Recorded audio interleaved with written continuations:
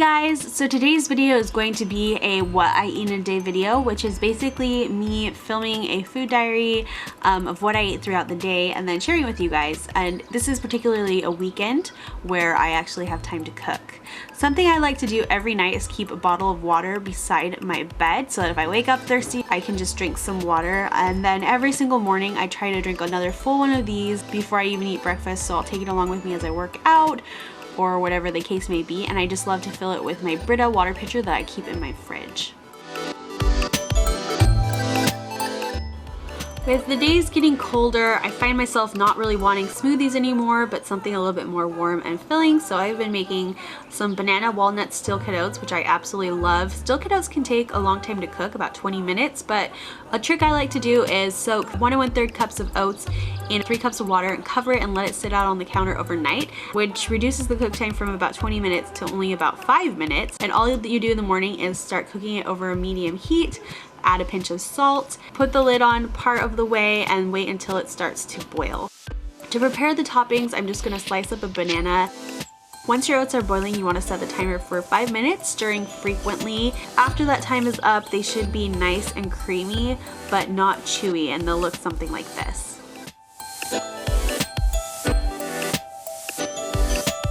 I'm going to serve them up in a couple of bowls, top them with my bananas, and crumble on some raw walnuts on top of that, and then drizzle them with about a tablespoon to 2 tablespoons of maple syrup to your taste. Add a little bit of almond milk to each one. For some reason, I just love my steel cut oats with almond milk. This is a blend of dried berries that I found at Trader Joe's. It does have sugar in it, so I don't put too much, but I absolutely love it. It has raisins and cranberries and blueberries, and they are so good in this oatmeal. So yeah, with that simple trick of prepping it the night before, it only takes about 5 minutes. So this is an option that you can definitely use if you're still in school or you go to work in the morning like I do.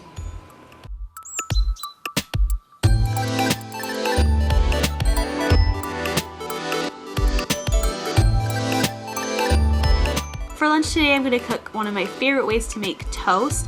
I actually frequently do this for breakfast too. It is my red pepper egg in a whole toast, and it is delicious. I'm just going to start out by putting about a teaspoon of coconut oil into a frying pan and turn that on to medium heat. And while that is warming up, I'm just going to start slicing my red peppers lengthwise. And you need to do it this way so that you can keep it in a ring. Be very careful when chopping out the seeds and stuff in the middle so that you can keep that ring in one piece so that your egg doesn't leak out all over the place. I like to fry my red peppers up a little bit first before I put the egg in, because I like my red peppers to be a little soft, not too soft, but I still like them to have a bit of a bite. Fry them about a minute or 2 on each side. Next, I'm just going to pop a piece of whole grain toast into my toaster, and then I'm going to crack an egg into each of my red pepper slices. You can season this however you like, a little salt and a little pepper, and you can also cook the eggs to your liking too. Once the toast is done, I'm just going to spread on some of my Earth Balance butter and then put a red pepper ring on each piece of toast. This is really great with just salt and pepper. If you want to, Parmesan cheese is a great addition to this. I personally try to keep things as dairy-free as possible, but I think that that would be really tasty, and it's really super quick and simple and healthy. And this is also a great breakfast for someone on the go.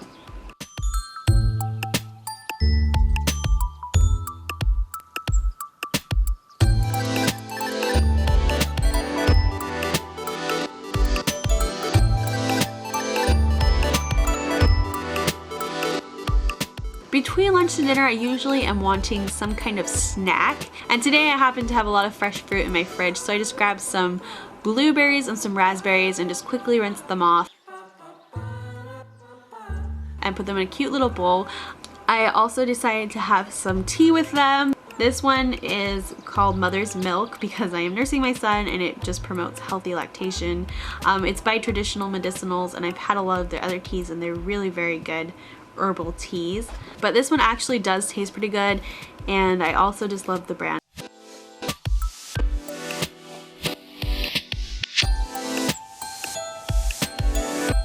For dinner tonight, I made one of my all-time favorite meals. It's my sweet potato quinoa burrito bowls. I actually found this on Pinterest a long time ago and Haven't been able to find it again since, so I'm really glad that I wrote down the recipe, and I will have it down in the description box along with all the other recipes for you guys. But this is just one of those things that is so good, and every time I make it for someone, they always request the recipe. So the first thing I'm going to do is chop up about 4 small sweet potatoes into bite-sized cubes, drizzle them with a little olive oil, half a teaspoon of chili powder, and a 1/4 teaspoon of both cumin and salt. I always eyeball it, but if you guys feel better measuring it out, go ahead and do that. Once all my seasonings are on there, I just mix it around with my fingers, making sure that every potato gets coated with the seasoning and olive oil. Then I'm going to put my sweet potatoes in a 425-degree oven for about 12 to 15 minutes, or until they are tender when you poke them with a fork. To start my quinoa, I'm just going to rinse about 3/4 cup of red quinoa in a strainer and let it drain, and then I'm going to add that to a small saucepan with 1 3/4 cup of water, along with a 1/4 teaspoon salt, and cook that on medium heat until it comes to a boil. While that's cooking, I'm just going to wash and chop up some cilantro and slice a lime in half. To make this dressing, I'm just going to add a 1/4 cup of cilantro to a food processor along with the juice of half a lime, and drizzle in about a tablespoon of agave and about a 1/4 cup of Greek yogurt and a 1/4 teaspoon of salt. You can also use a blender for this and just blend it to a nice dressing consistency. Once the quinoa has started to boil, I'm going to put the lid on it and let it continue for about 15 minutes. I'm going to open a can of my organic black beans, rinse them, and pour them into a saucepan, and then just heat them over medium-high heat, and then prepare my toppings. And if you cut the avocado like I do, just be really careful, but I like to leave it in the shell and slice it lengthwise with a paring knife without going through the skin, so you have to be really gentle, and then I go back again and do it crossways and scoop it out with a spoon, and then you end up with nice big cubes of avocado, which is my favorite. Once the sweet potatoes are done, you're going to pull them out of the oven. They look and smell absolutely delicious.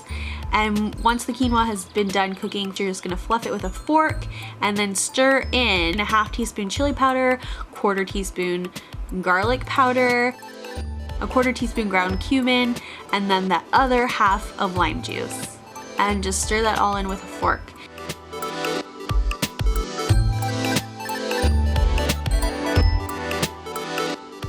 To layer this in a bowl, I'm going to start with my quinoa and just put a couple spoonfuls in each bowl. Next, I'm going to grab my warm black beans and then just put a couple scoops of that over the quinoa.